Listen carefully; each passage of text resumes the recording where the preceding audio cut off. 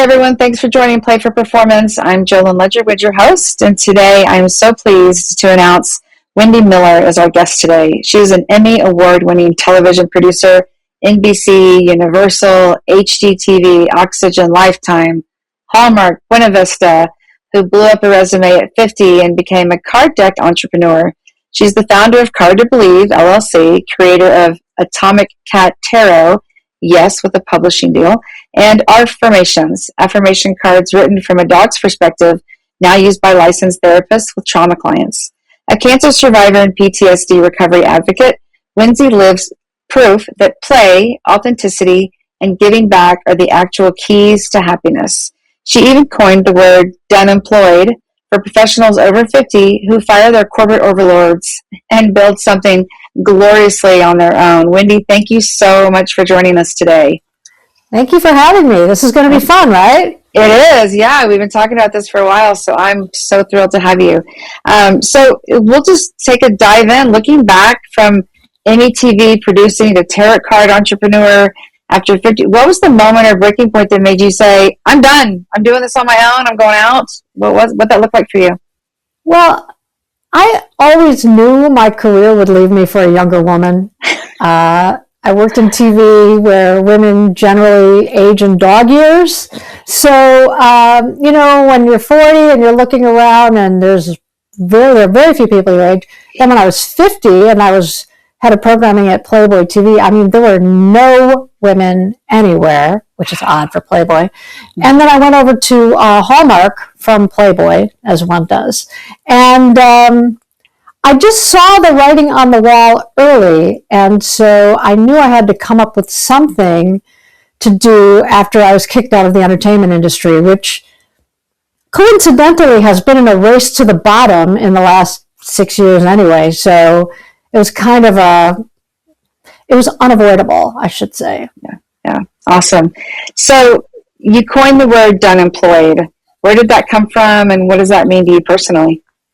That came from my crazy brain. I was so tired I was on LinkedIn and I saw so many people complaining about, going for job interviews and doing this and, feeling like as they're over 50 and then, suddenly nobody wants to hire them and they're trying to Botox their resumes, and take out credits. Like I worked on the Oprah show. If I put that on there, might as well say I worked on Bonanza, so, I was just so tired of this, and I was like, you know what, everybody, let's stop applying for jobs. This is all a scam. The jobs are fake. This is making us crazy. I'm not saying we're unemployed. I'm saying we're Donemployed. And I literally just typed that, and I was like, well, I like that. And I just kind of went on, and then I posted the piece, and next thing you know, people are reaching out to me like, oh my God, Donemployed is my thing. And I'm like, oh, okay. So it was like many things in my life, accidentally successful. But really it was not something that I focus grouped or, thought a lot about. It was me writing a screed about how people over 50, we have to figure out how to do our own thing, be in charge of our own destinies, because our corporate overlords can't wait to kick us out the door. And so I just came up with the concept of, you're not unemployed, you're Donemployed. And it really resonated with a lot of people. It did. I think that's one of the reasons why I connected with you, is I saw that and I was like, yes, like that, she's so spot on. And for that to just come from your genuine, authentic self, I think speaks to the kind of person you are. So thanks for sharing. And those others that are Donemployed, reach out, let us know. You're a cancer survivor. Yes, and I am. A PTSD recovery advocate. How did those experiences shape who you are as a creator and entrepreneur? Well, that's a really interesting question. So I've actually had 4 brushes with death, like real brushes with death. When I was in college, I was diagnosed with an aggressive form of cancer, and it had spread to my throat. It was pretty awful. And so I spent a month in the hospital, had multiple surgeries, etc. Then 2 years after that, I was in a horrible motorcycle accident and was given a 50% chance of survival, a coin flip. And most recently, on January 17th, 2025, I was crossing the street and I was run over by a truck. And it was literally inches that kept me alive, because just had I just hesitated a second before crossing, I see the green light. I go, is it sunny outside? And then I crossed, I'm gone. So the fact that I had a speed that I've been walking at every day, and I was, in just kind of regularly walking, and so I had regular splits that I was always walking at the same speed. And basically, the truck hit me at the side of my body and sent me flying. All I suffered was a broken leg, shredded knee, and a lot of PTSD. And it was very crippling. I actually started working with a trauma expert because I'd never experienced anything like this. Even having been through cancer and having been in a bad motorcycle accident, I have no memory of the entire day of the motorcycle accident, so I can't even talk about it. But this thing was so terrifying for me, and I was absolutely broken. If I was watching TV and something came towards the camera, I could start screaming. If someone just came up, put their arm around me, if I was in a parking lot and a car came from somewhere I didn't see, I was really easily dysregulated, and it was terrifying. And so I started working with a trauma expert, and that has really helped me tremendously, because PTSD is no joke. It's something that, at least in my experience, and I'm sure there's lots of different experiences, but for me, the littlest thing could happen and I'd be instantly deregulated, and there was no way I could protect myself, no way I could prevent it. It was just really disruptive of my entire life. And so I started, while I was in bed with a broken leg, I started creating a deck of cards featuring love messages from dogs. I called it ARFirmations. And basically, writing these messages of love and support is what really helped me with my PTSD, because the dogs that I was inventing, the messages that I was channeling, were actually healing me. So it wasn't anything I expected, and I can still get a little dysregulated if I hear a horn, if I'm walking, if something moves that I didn't see before.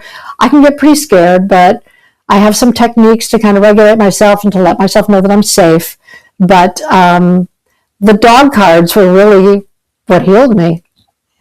That's amazing.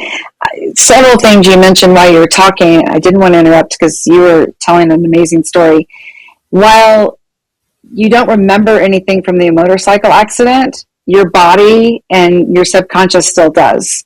And so to be able to go to a trauma expert to help through, I can imagine so many other things probably came to the surface as well. I'm a huge advocate for, it's not what's wrong with us, it's what's happened to us. We all bring a different pile of things that have happened in our worlds that make us who we are today. And if we're different or quirky, it's not what's wrong. It's something happened in our past that's made us either overcompensate or to act this way for a certain reason. And to understand the history from behind somebody's behaviors and drivers, I think is really, really important. So you told me about, or we mentioned earlier about the cat tarot cards, and now you've mentioned the dog affirmations. Do you have both animals? Do you have a preference for one versus the other? It's funny. The first deck I created was Ask Your Gay BFF, where you're getting like uncensored, very bitchy answers from your gay best friend. That's the first deck I ever created. And then I decided to make an Ask Your Cat deck. So I have gay best friends who give me lots of very pointed advice. And then I created this cat deck. And I don't have a cat. I'm allergic to cats. I love cats. But I premiered it at CatCon, and people are like, oh, let me see your pictures of your cats. And I'm like, yeah. And then, because I'm actually a dog person, I made the dog deck. And I don't have a dog. I lost my dog 15 years ago, and I'm still very sad about it and kind of heartbroken, and I haven't been able to get another dog. And I want another dog, but I didn't want to set myself up for more of that sadness of losing the dog. So I would love to have a dog. The only problem is I want something very specific, and I don't want to go to a breeder. So the dog that I want has not shown up in the local shelter, oddly enough. I want a red toy poodle that I can teach circus tricks to, like my last dog. And so I think they say, when the student is ready, the teacher appears. So maybe when the person is ready, the dog appears.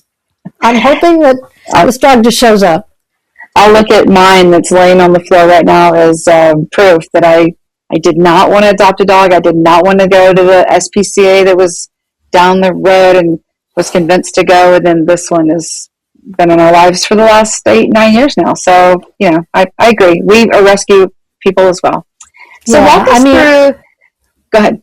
No, I was just going to say, my cards support vintage pet rescue. My dog cards, all of my decks have charitable elements to them, and the dog deck supports an incredible rescue for special needs and senior dogs. So how could I be supporting these amazing rescues and then, go to some breeder and buy a $2,000 poodle? I mean, it just doesn't make sense in my head. And there's so many wonderful dogs out there, so the dog will show up. Yeah, no, and I'm so appreciative of the proceeds, like you said, going to rescues, because that's so important across the nation for sure. Yeah. So walk us through Card to Believe. What is it? Who's it for? And what makes it yours in a way that no competitor can replicate?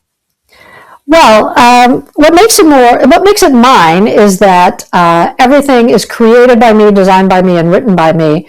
I basically created this company because I didn't want to get any notes. And so I thought, okay, well, I'm just going to do whatever I want to do. And so I knew I wanted to create fun card decks that raised money for associated charities. So the gay deck supported the LA LGBT Homeless Youth Center. The cat deck supported an amazing organization called Mission Meow, Kitten Rescue, and Trap King, which is a Black-owned trap, neuter, and release organization in the South. He actually just moved here to California.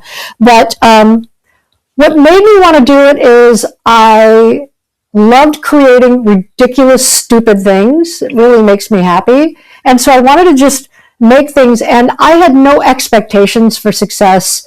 I have no expectations for anything. I just want to play all day, create ridiculous things that no one else has thought of, and design them myself, and then put them on the market, and we just see what happens. And it's really rewarding, when you can write a book and you just put it out there and you go, that's me, I wrote that. And when you could create card decks and T-shirts and magnets and things, it's just been so fun for me, because most of my career has been spent writing things for other people. And so, getting a lot of notes, and I've been lucky to have a creative career my entire life, but I was making other people rich and famous. So I've decided to make myself not so rich and really not famous at all. But in exchange for that, I don't get any notes, and I get to make ridiculous things like, well, here's the death card from the Atomic Cat Tarot. I mean, come on, I love it. Ridiculous. I know, I love it. They're amazing. As soon as I saw your website, I sent it to several of my friends. I was like, you got to check this out. These are so fun. Thank you. Here's the moon. Oh, see, I love them. Yeah, it's fun. So, ARFirmations, you mentioned earlier, was your way of kind of working through your trauma. What made you think I should maybe make this to help other people? Was there a transition there, or just a hunch that sparked you? No, everything I create is to spark joy in other people and to hopefully make their days better. I'm so much more interested in. I'm not as much interested in sales as I am making people happy. I know that seems kind of weird, but I feel like the sales might come. But honestly, totally.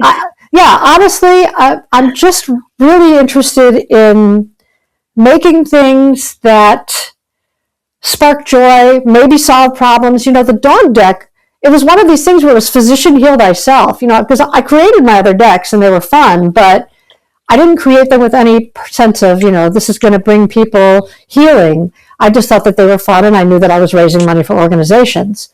But honestly, the dog deck, everything took a crazy turn because it started healing me. And then a woman on LinkedIn reached out to me, and she said that her son was in the hospital and that he missed his dog Chewy, and every day they would pull a card from the dog deck, and then she would say it was from Chewy, and they put it on the nightstand, and it helped their son get better. And then I found out that therapists are using them, and they're, because there's something inherently healing about dogs to begin with. And then the fact that people can read these cards and just get a sense of everything is going to be okay. It's almost like a dog in a little package, because I don't have a dog, but I have the dog deck. So I didn't set out to heal people with them. I set out to make people happy. And the healing part was just the most wonderful surprise for me. And ironically, what I was going through when I created the deck. Yeah, that's amazing. Thank you for sharing. How do you stay motivated and focused when it feels like the world just isn't on your page? What drives you? It's so hard. I have days where I think, why am I even doing this? It's so much work and it's so much struggle, and I feel as if I just get rejection after rejection, like proposals I submit for, if I want to do a licensing deal with a brand, or if I reach out to publishers or whatever, there's a ton of rejection, and you can't take it personally. But then every once in a while, you get the text, like I mentioned, where the woman was like, this card deck is helping my son who's in the hospital. And suddenly I think, okay, my work here is done, because I got an opportunity to really provide a service to someone, provide care, provide love and support. I mean, you can't have a better compliment than that. And so that keeps me going. People reach out to me all the time and say, this is my favorite deck, or I lost my dog just like you, and I have these cards, and now I get messages from Bandit every morning, whatever. And so you basically have to set, when you're Donemployed, you have to set your own KPIs, right? So what are your performance indicators? What are your successes? For me, it is not sales. It's, did I create something that made people happy? Is it fun? Am I hearing from people that it's making them feel better? Then it's a success.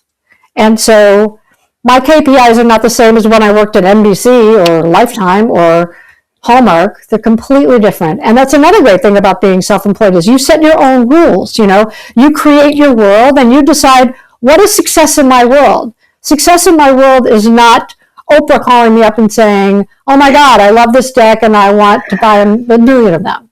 I mean, I'd be thrilled if that happened, obviously. Call me Oprah. But that's a ridiculous goal to have. And I don't want to put that kind of pressure on myself. So I focus on what I can control, which is quality and uniqueness and ridiculousness. Those are the three things I can control. And I think you're doing those things from what I've seen, your interactions with others. And I'm going to keep spreading the word about what you do, and I'm very similar. I would do my coaching for free because I love it. And I love to see people have those transformative sessions or whatever, but I also have to pay a mortgage. And so my husband's like, can we not stop doing free stuff? And can we buckle down a little bit? Yes, we can. So speaking of buckling down, Atomic Cat Tarot landed a publishing deal. What's next for the project? What does the road look like ahead for Card To Believe? That was very, very exciting. I thought, this deck was a huge success on Kickstarter. It finished 1,500% over my funding goal. That's an actual number, 1,500%. And so I thought, I want to see if I could get this deck published. So many people love it. People all over the world. I've been shipping it to multiple continents, and it's like really kind of cool. But I've realized that I love creating things more than I love the admin part of it. So I thought, I'm just going to reach out to the biggest publisher of tarot cards on the planet to see. And so I filled out an application, and I remembered watching RuPaul being interviewed once, and he was talking about how there was this big opportunity for something, and he was not an established person, but he knew that he was a perfect fit for it. And people said, well, you're gonna apply for this? And he literally said, why not me?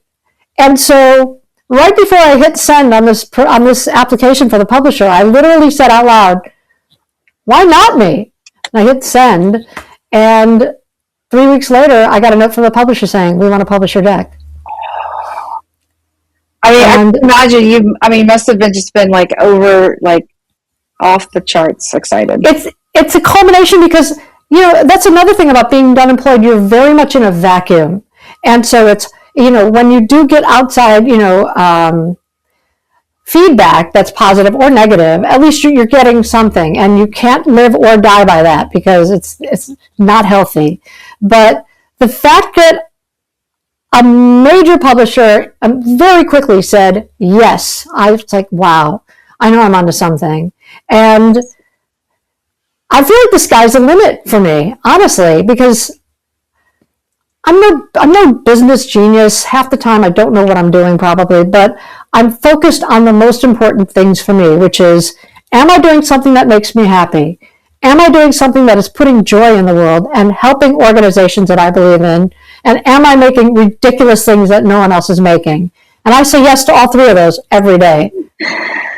That's amazing. I love it. So for any listener that's over 50, sitting in their job that's draining them and dreaming of something different, what do you say? Please start thinking about backup plans, because your job is, look, I spent most of my career making everybody else rich and famous. Literally, that was my job, making people rich and famous. And at some point I thought, why can't I just work for myself? And so I would say to those people who are sitting in that soul-crushing job, which they, for many reasons, need. You've got your insurance, you've got structure, you've got a mortgage, but you have to really start thinking, what can I do to make myself feel that I'm contributing to this society, that I'm contributing to myself, that I'm truthful to myself?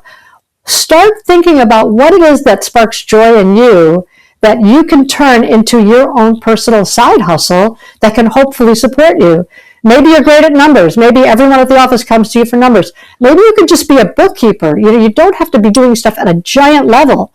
Maybe you love teaching, but teaching is crushing. Or maybe you could figure out to work with people at a different level, or to tutor kids. I have a niece who was in the public school system, was miserable. Now she's a tutor and she's super happy. It's the same skill set, but she's working for herself. So take a look at what it is you can do, what you want to do, and see how you can turn that into something that you can control for yourself.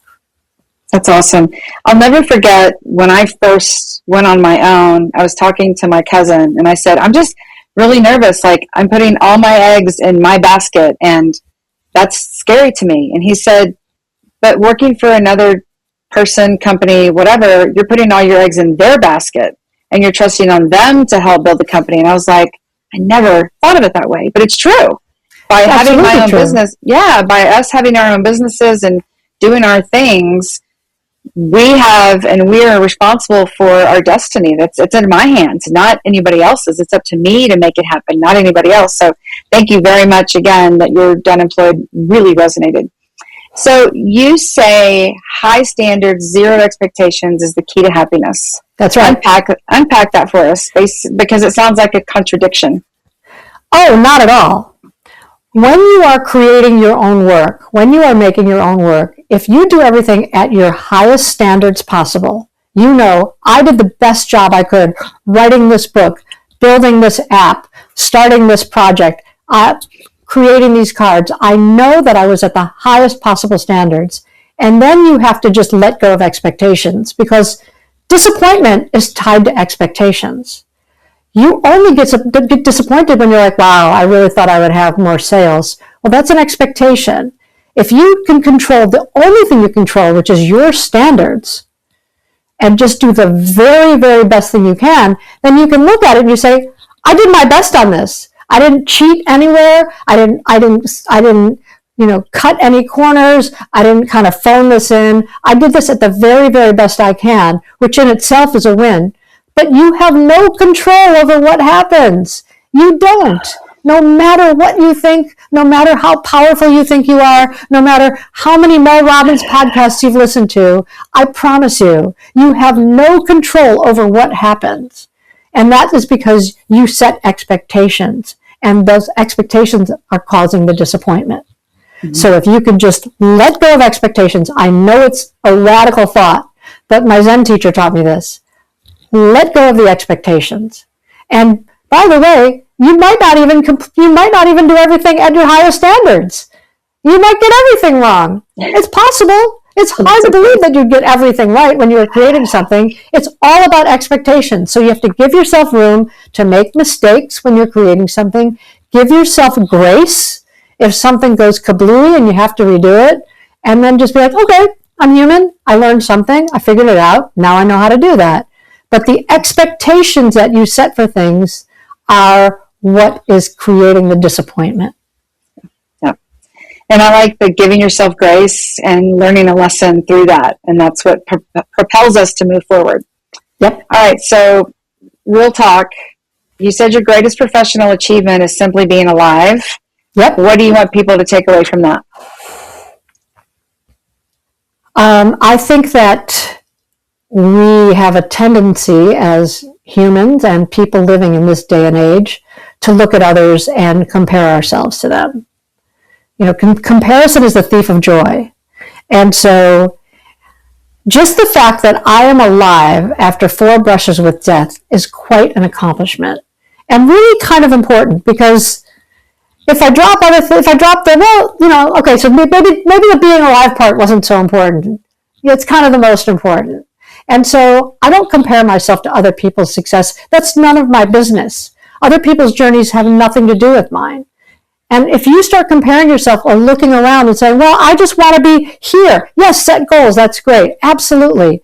But don't let them be a way for you to be disappointed. You could create goals. You could absolutely create goals. You could create the things you want to accomplish. But if you don't hit them, don't make that some sort of personal attack on yourself. Things are difficult, and what is the saying? People plan and God laughs, right? And so it's great to have plans and it's great to have goals, but there's a really good chance you won't make them. So don't let that destroy you. Think about the big picture. Are you alive? Are you breathing? Do you have ideas? Do you get to create your ideas? Do you get to laugh all day at work? Do you get to play at work?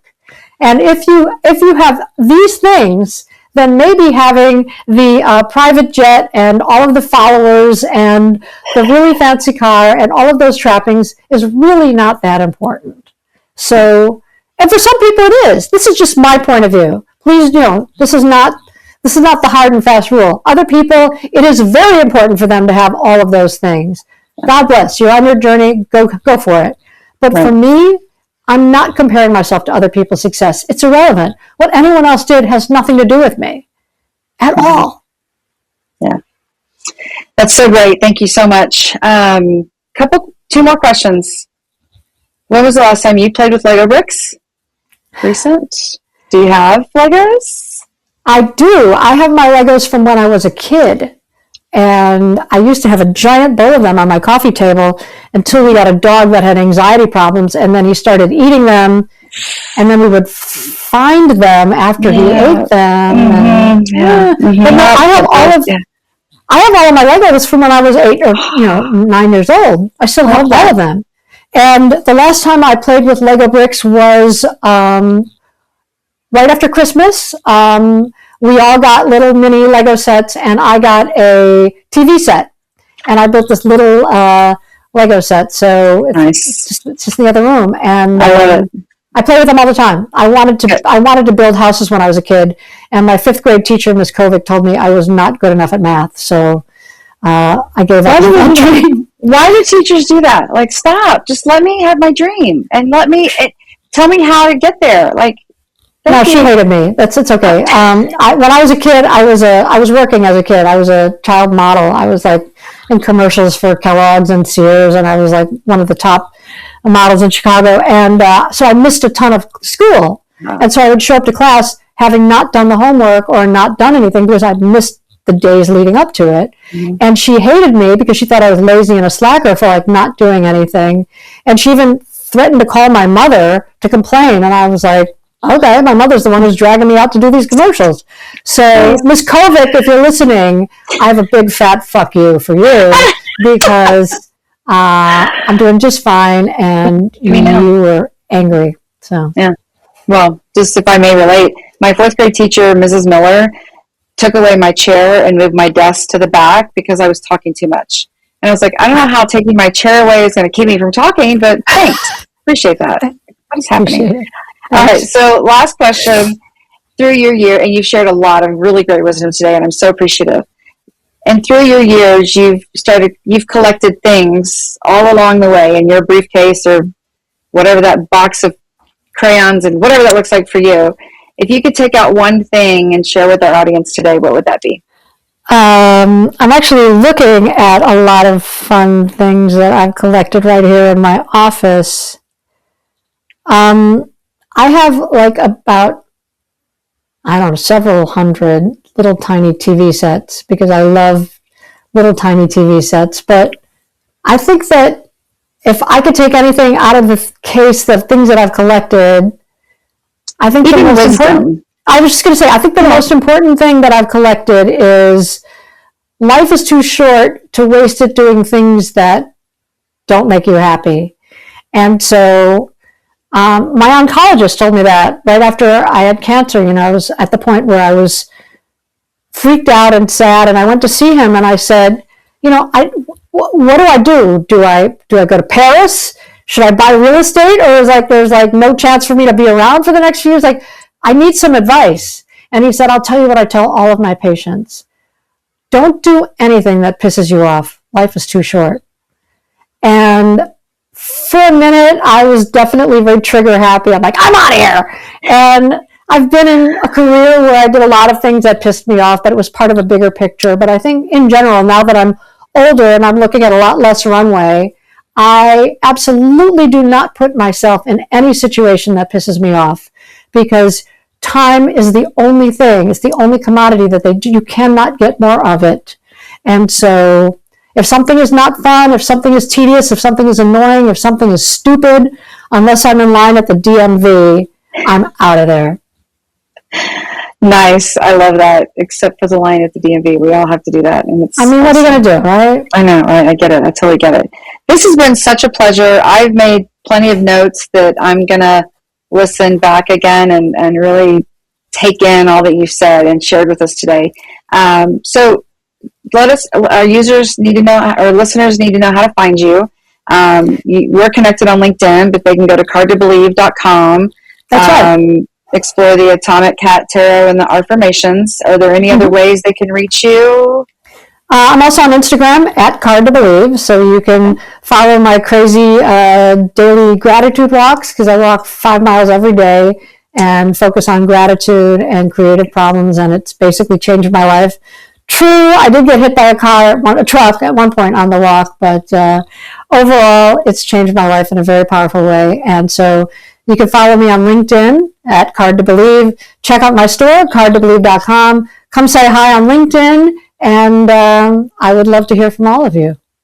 Awesome. Share your stories about when you're done employed. Reach out to Wendy and let her know how it affected you. Listeners, thanks for joining us today. We'll catch up with you next time. That's a wrap on another episode of Play for Performance. I hope today's conversation sparked some ideas for how you can bring more joy and engagement into your workplace. Remember, transforming workplace culture doesn't happen overnight, but every small step toward play and connection makes a difference. Try one thing we discussed today, even something small, and see what happens. If this episode resonated with you, please share it with someone who could use a little more play in their professional life. And don't forget to subscribe so you never miss our weekly conversations with incredible guests who are changing the game of workplace engagement. Have a guest suggestion or want to share your own play at work story? Reach out to me at Jolynn and elevateyourtalent.co, or find me on LinkedIn. I love hearing from you. Until next week, keep playing, keep performing, and remember, work doesn't have to be taken seriously to be serious. This has been Play for Performance. I'm Jolynn Ledgerwood, and I'll see you next time.